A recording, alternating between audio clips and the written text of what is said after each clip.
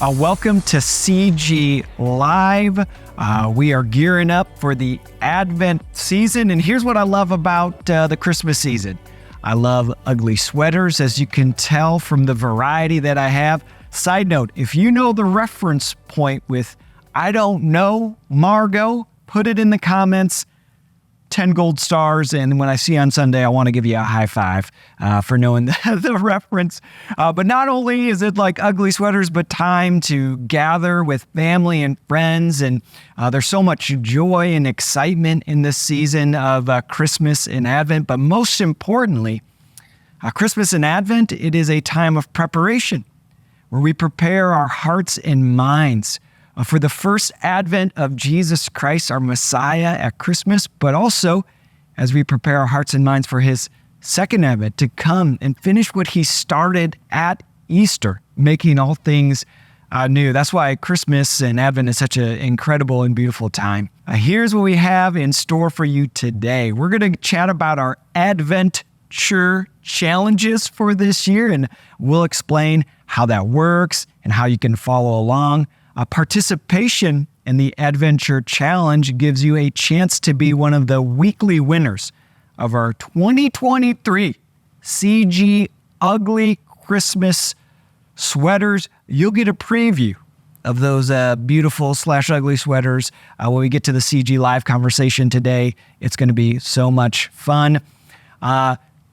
During CG Live, I'll be sitting down with Pastor Tim to talk about all things holiday this season at CG. We'll talk about all the amazing experiences we have planned, as well as some helpful wisdom for navigating what can be a very stressful season. So make sure you stick around for that conversation. But first, here's your weekly connections. We got some important announcements for you. First is Advent services begin on next Wednesday, December 6th. Our Advent services are a cherished tradition that brings us closer together and deepen our faith. These special services, in addition to our Sunday services, are a beautiful way to prepare our hearts for Christmas. So for 3 weeks, starting on December 6th, join us at our Gilbert campus on Wednesday at 6:30 p.m. for a meaningful and inspiring time of worship and reflection. Also, too, Hollypalooza is 2 days away, and it's not too late to sign up. Hollypalooza is Friday, December 1st at the Gilbert campus from 5 p.m. to 8:30 p.m., and there you can enjoy live music, sleigh rides, choo-choo trains, cookies, food trucks, elf games, an interactive art gallery, s'mores. My favorite Christmas movie of all time, Charlie Brown Christmas, will be on repeat, so that's probably where you can find me.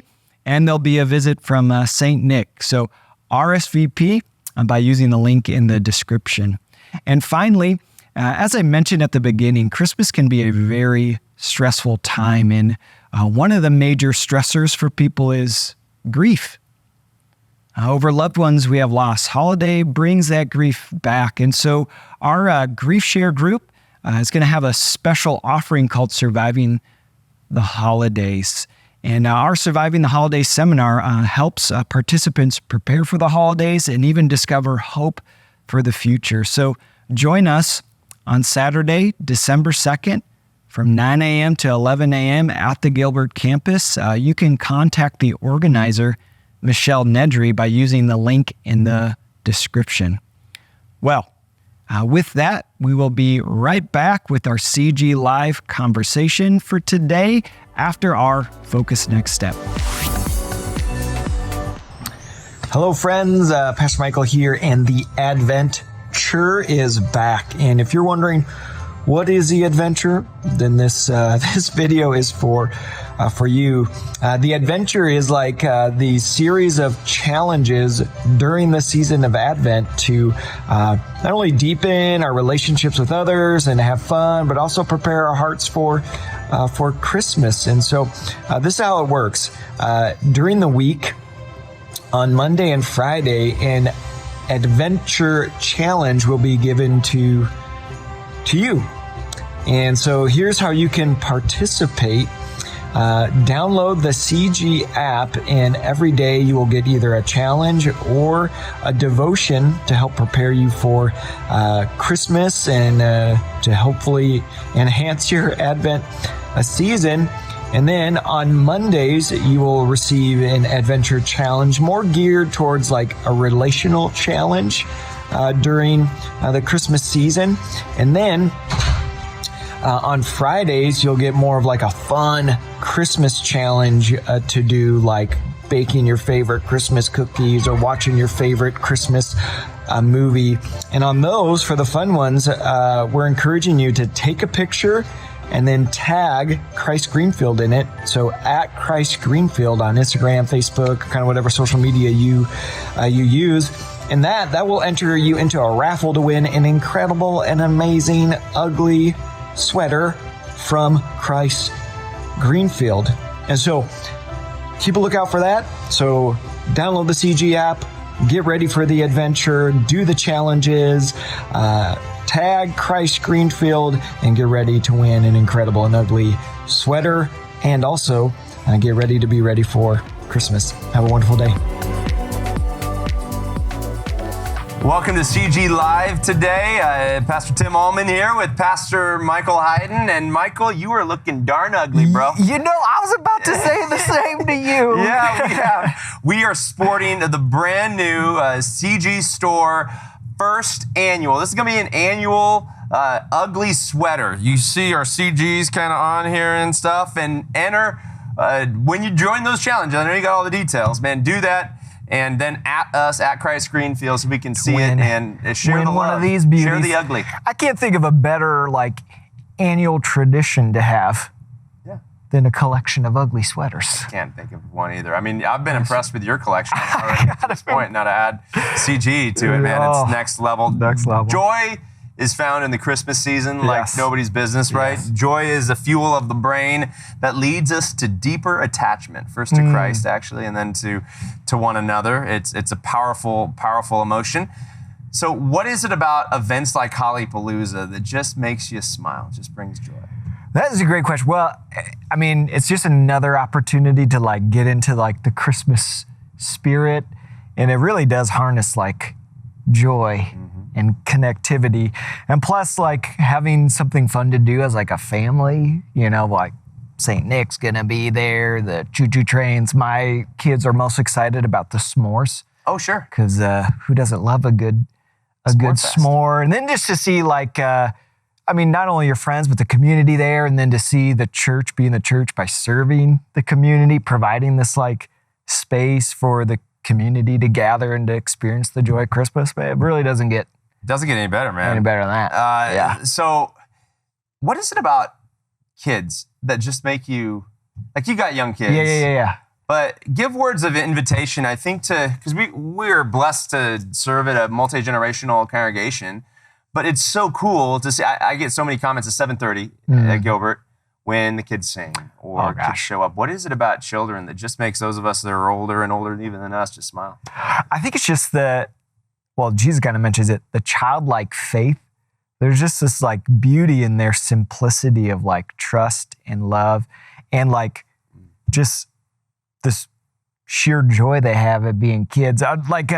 So I took Bennett out to lunch. We went to In-N-Out Burger. Just the two of you? Just the two of us, which is a rare occasion. Healthy choice. Yeah.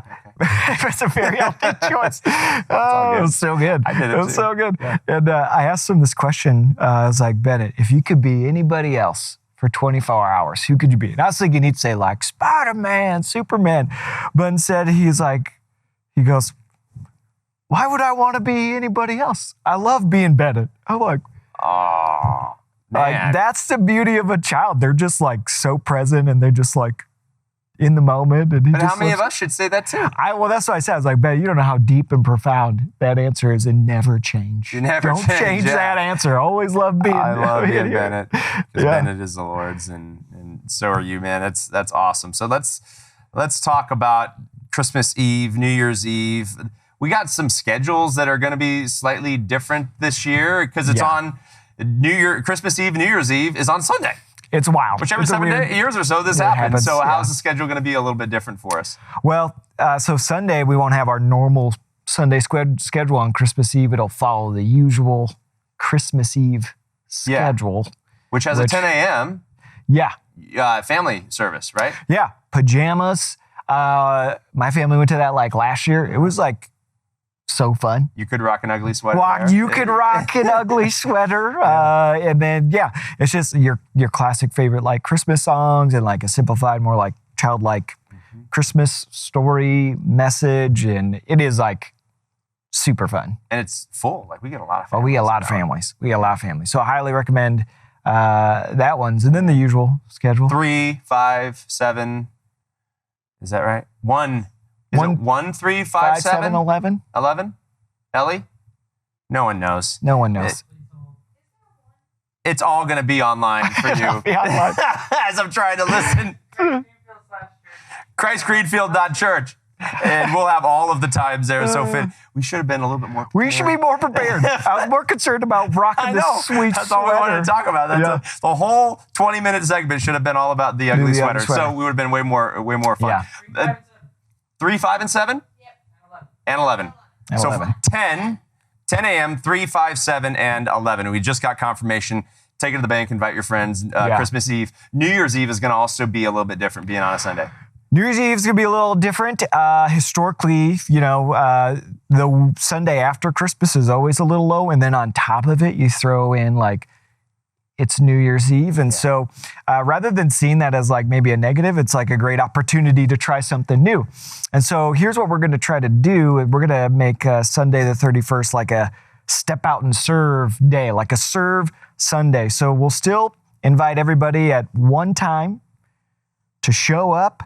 We're going to do like an abbreviated service with like a commissioning, and then we're going to send you out to serve. We have like, you'll see it, it's coming out, some on-site options on ways to serve, or we got sites off-site to send you to serve. And so look for that. Promotions coming, signups are coming, and it's going to be an incredible way to be like the hands and feet of Jesus. Yeah. In the new year. And then also, for those that want the full service, I may have missed it. Did you say 7:30? No, I didn't mention that yet. I wasn't really listening. He said something about me. So 7:30, are we going to have, did we get confirmation on that? We don't have confirmation on that yet, but the hope is we'll still have like, if you want your service with communion, 7:30 traditional, and then you can stay for the commissioning service and then stay and serve and stuff. It's going to be, I think it's going to be really awesome. I agree. We've said this for a while. When you serve with people, you developed deeper relationships. So talk about the need. I know there's always service opportunities at La Mesa on Sundays, out in the community with our partnerships. Talk about the deep integral need for the Jesus follower to serve. I mean, there's so many reasons why, like, Jesus invites us to serve. One is it follows his footsteps and his heartbeat, right? Jesus says, I've come not to be served, even though he deserves to be more than anybody served, but to serve and to give my life as a ransom for many. And so I think the reason why serving is so rewarding is because that is the heartbeat of Jesus. And so we're following him. And it is the reason why it's difficult though is like it means you have to die to yourself, your own wants, time to serve this other person. And as you mentioned, it really does like strengthen relationships because it's kind of like being in the trenches with like somebody else and you experience being the hands and feet of Jesus with others. Like, how does that not create deeper bonds with the people around you? And kind of like giving, there's an intimate connection, time, talent, and treasures, right? Just to have this heart that's wide open. I've never met someone that started to serve, give, stretch, grow. It said, you know what? My life regressed. I don't think that's a good path for me. I've never met that person. There's something, but it seems it's the upside down kingdom of God, right? It's counterintuitive. It is. But it's so after the heart and mind of Jesus. Today, where is the world going to find? I've been thinking about this a lot.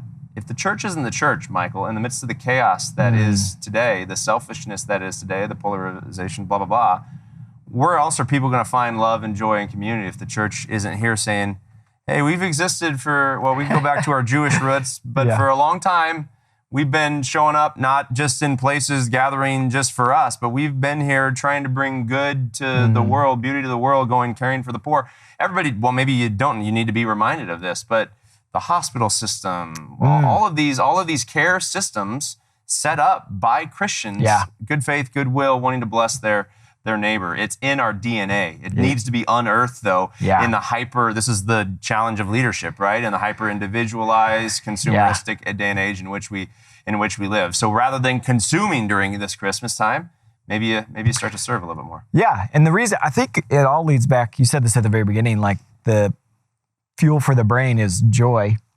And I think the Christmas season is so great, and serving is so great in fostering joy for a lot of reasons. One is like, we mentioned we have kids, and like the best part of Christmas is watching my kids open the presents we got for them, and their eyes light up and they're filled with joy. So like in the giving of a gift to another that you know is going to be a blessing to them, like they're blessed and filled with joy, but actually when you're the giver of that gift, you're filled with joy. And two, it's an acronym, and us preachers, we love acronyms. Love it. Helps remember. For like, acronyms are not bad. People. Yes, for the source of joy, right? If you want more joy in your life, well, Jesus, others, yourself, right? If that's your order of operations, is that the order of your love, Jesus, others, then yourself, you will be filled with joy. Yeah.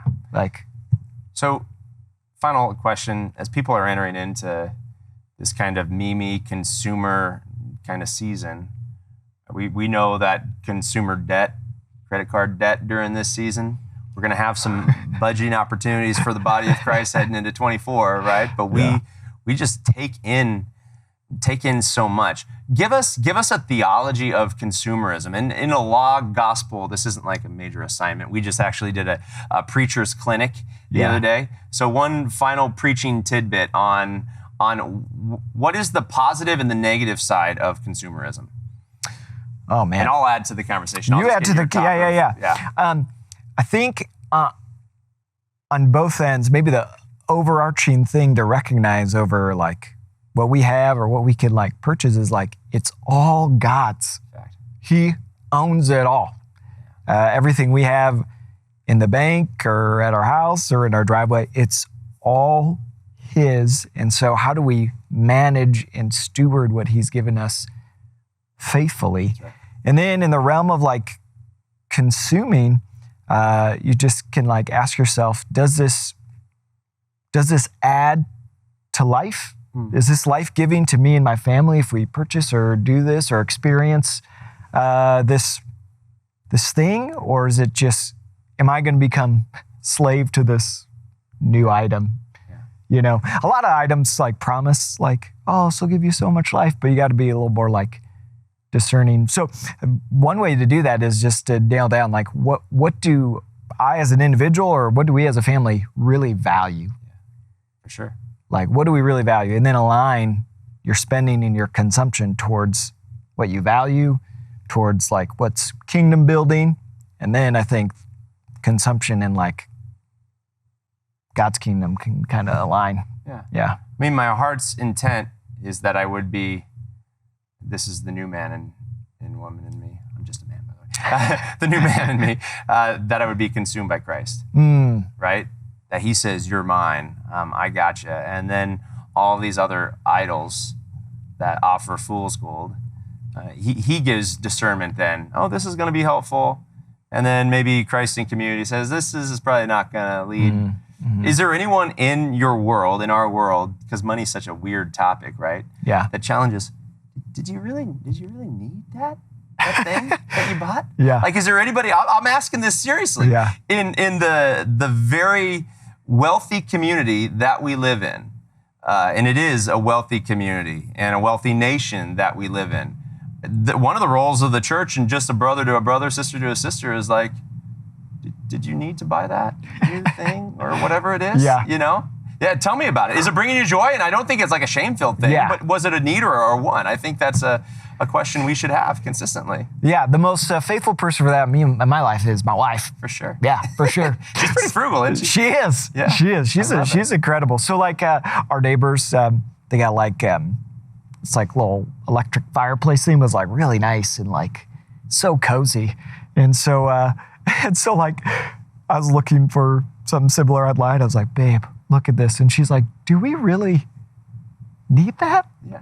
I'm like, well, I've never considered that. That's not what I want it. I just want it. But it is helpful to have those people in life like, hey, do you really need that? And this isn't like a legalistic thing. No. If you bought something, like you're forgiven, and then and let's enjoy enjoy it and make better decisions moving forward. So. Yeah. One thing, a good question to ask yourself is like, I read this book and it talked about how like money equals life energy. Yeah, sure. And so you can ask yourself, however much this thing is it worth that much life energy, right? So if it's like $10, maybe that's 1 hour of your life energy. Is that thing worth 1 hour of my life energy? Kind of reshapes like how you look at it, and is it truly life-giving? Exactly. You know? Exactly. So Jesus loves you so much. It's an honor to be your pastors here, and you look really good, ugly. That ugly sweater looks good on you. Thank you, bro. No, it's a good day. Go and make it a great day. Thanks for hanging with us on CG Live. Peace.